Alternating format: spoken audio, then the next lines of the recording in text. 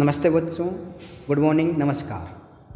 9th class के विज्ञान विषय में आप सभी का स्वागत है। आज हम इस लेसन के 4th पार्ट के बारे में चर्चा कर रहे हैं। यानी ये इसका जो है लास्ट टॉपिक है, यानी परमाणु संरचना पढ़ रहे हैं और इस परमाणु की संरचना में हम जो आज चर्चा करेंगे वह इसका 4th पार्ट रहेगा। यानी परमाणु संरचना जो है हम पहले पढ़ चुके हैं। परमाणु को समझाने के लिए अलग अलग वैज्ञानिकों ने अपने यहाँ पर अपने मत दिए। इस वीडियो में आज हम जो है बोर का परमाणु मॉडल की चर्चा करेंगे और समस्थानिक क्या होते हैं इसके बारे में भी समझते हैं। तो बोर का नियम, तो बोर का परमाणविक मॉडल है। इससे पहले हम जो मॉडल थे उसके बारे में बात करें। थॉमसन का परमाणु मॉडल, जिन्होंने एक तरबूज के माध्यम से परमाणु को समझाने की कोशिश करी और ये अमान्य मॉडल रहा। फिर हम बात करते हैं रदरफोर्ड का परमाणु मॉडल की। तो रदरफोर्ड का परमाणु मॉडल भी ज़्यादा सही नहीं था और उसमें कुछ कमियां थी। उसके बाद में हम बात करेंगे बोर का परमाणु मॉडल, और इन्होंने एक प्रकार से जो बताया कि परमाणु जो हैं वो किस प्रकार से यहाँ कार्य करता है। तो हम यहाँ पर बात करेंगे परमाणु का मॉडल की। तो इस परमाणु के मॉडल में आप देख रहे हैं इसका संपूर्ण भाग इसके नाभिक में उपस्थित होता है, जो धन है पॉजिटिव चार्ज के माध्यम से, और इसके चारों एक प्रकार से इलेक्ट्रॉन इसमें क्या करता है, चक्र लगाता रहता है। और चक्र लगाते लगाते एक समय ऐसे आता है कि वो उसके नाभिक में समा जाता है और वो जो है अपने एक प्रकार से शक्ति खो देता है। इसलिए परमाणु का मॉडल भी ज़्यादा सत्य नहीं हुआ और ये प्रमाणिक भी नहीं रहा। इन्होंने परमाणु के अलग अलग जो हैं उनकी कक्षा या कोश या ऑर्बिटल के बारे में चर्चा करी। तो नील्स बोर जो यहाँ पर वैज्ञानिक जिसे आप देख रहे हैं, संपूर्ण भाग इसके नाभिक में उपस्थित हैं और यहाँ पर जो अलग अलग चक्र में आप देख रहे हैं, और इनको एक प्रकार से ये फर्स्ट सेकंड थर्ड इस प्रकार से गोले दे रखे हैं। इनको विवर्तक कक्षा यानी ऑर्बिटल कहा गया। और इस ऑर्बिटल यानी इनमें जो है वो इलेक्ट्रॉन इन्हीं में एक प्रकार से क्या करता रहता है, चक्कर लगाता रहता है। और इनका नाम क्या दिया, KLMN नाम दिया है। जैसे आप देख रहे हैं चित्र के माध्यम से, K कोश सबसे आंतरिक कोश है, L कोश, M कोश और N कोश।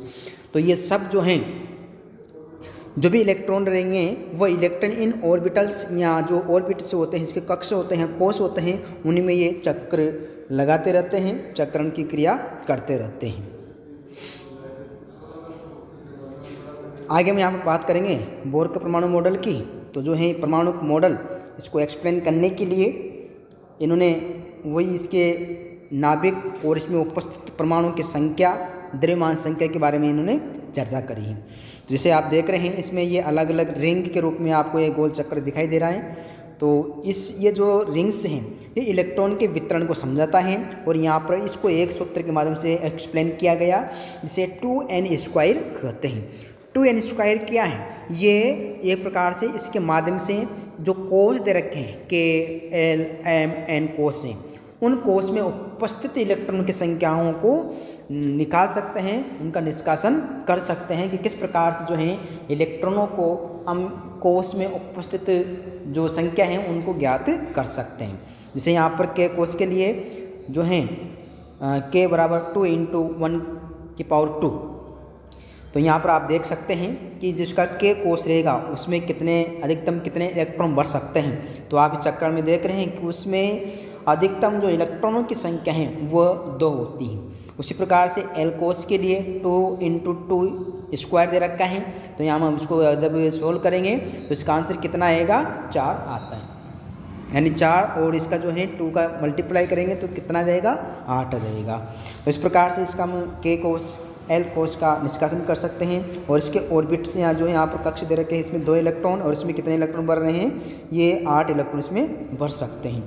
तो इन्होंने एक प्रकार से हैं बोर की परमाणु मॉडल की व्याख्या करी यहाँ पर, और इन्होंने बताया कि जिस प्रकार से ब्रह्मांड में जो यहाँ पर हम देखते हैं कि किस प्रकार से जो हैं वह ग्रह हैं, ये ग्रह एक दूसरे के परिक्रमण करते रहते हैं, चक्कर लगाते रहते हैं, लेकिन ये एक दूसरे से टकराते भी नहीं हैं और इनकी जो है ऊर्जा भी क्षति नहीं होती, यानी यहाँ पर जो है वह दूसरे कक्ष में भी नहीं आते। तो ठीक उसी प्रकार से जिस प्रकार से ग्रह एक दूसरे के चक्कर लगाते रहते हैं, एक दूसरे के डिस्टेंसिंग में रहते हैं, ठीक उसी प्रकार से ये इलेक्ट्रॉन भी इन्हीं अपनी कोषों में चक्र लगाते हैं। इसकी व्याख्या इन्होंने यहाँ पर ये इस मॉडल से की गई कि जिस प्रकार से पृथ्वी, सूर्य, चंद्रमा, बृहस्पति, शनि, ये जो ग्रह हैं, ये सब ग्रह एक प्रकार से अपनी ही कक्षा में यहाँ पर चक्र लगाते हैं और इनको एक प्रकार से क्या कहा, विभक्त कक्षा कहा गया, जिसको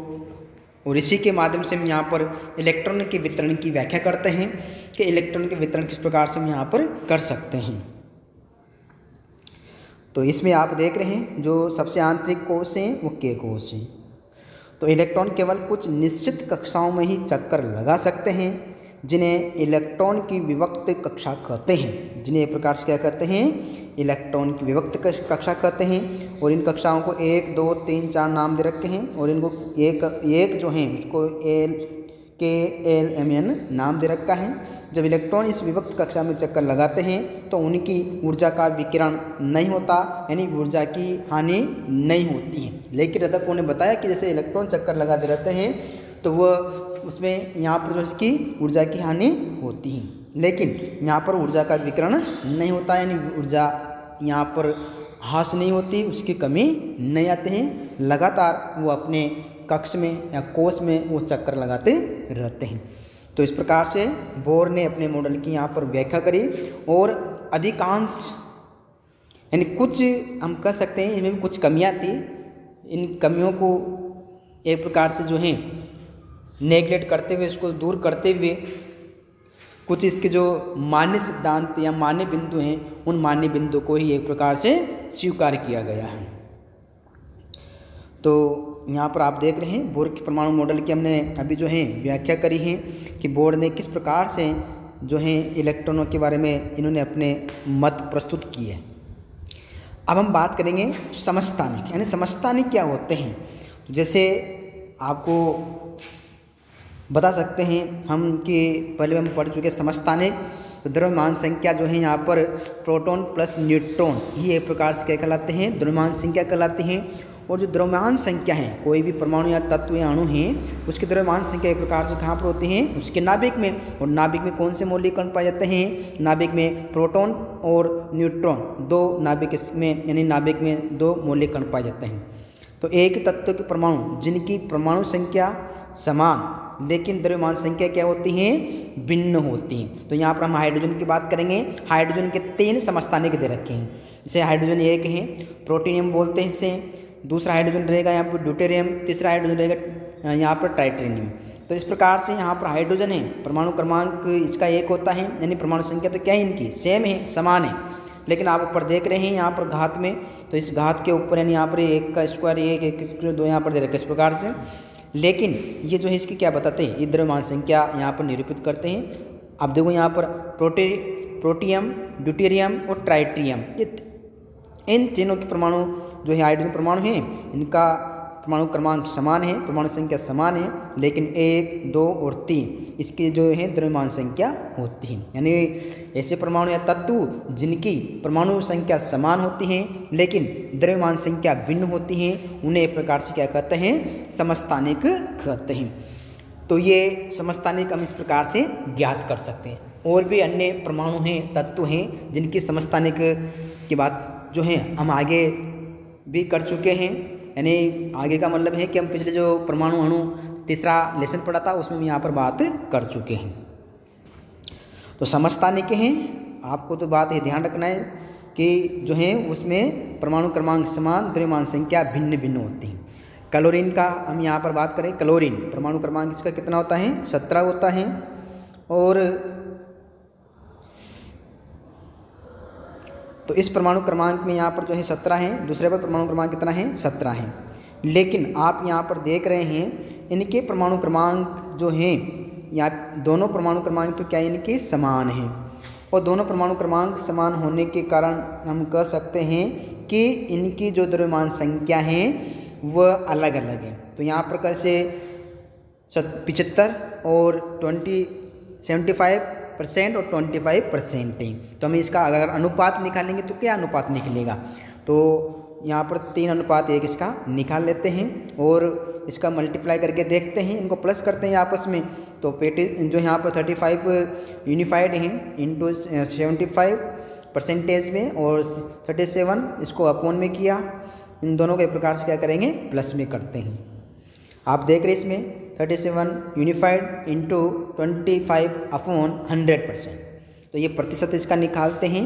तो प्रतिशत निकालने के बाद आप बता सकते हैं इसमें जो है कितना इसका निकलता है 35.4 एंड 35.5 इसका जो है यूनिफाइड जो है क्लोरीन का द्रव्यमान उपस्थित होता है। और हम आगे भी इसी के रूप में इसको जो है इसका अध्ययन करते हैं। तो समस्थानिक हम और भी परमाणु तत्व अणु दे रखे हैं उसकी निकाल सकते हैं। तो ये बड़े परमाणु के लिए यानी जिसकी संख्या ज़्यादा है उसके लिए ये परमाणु यहाँ पर जो है उनके लिए समस्थानिक के बारे में हमने यहाँ पर चर्चा करी है। जैसे क्लोरीन है तो इस वीडियो में हमने एक प्रकार से यहाँ पर जो है चर्चा करी है किसकी, बोर के परमाणु मॉडल की, और समस्थानिक हमने यहाँ पर बात करी है।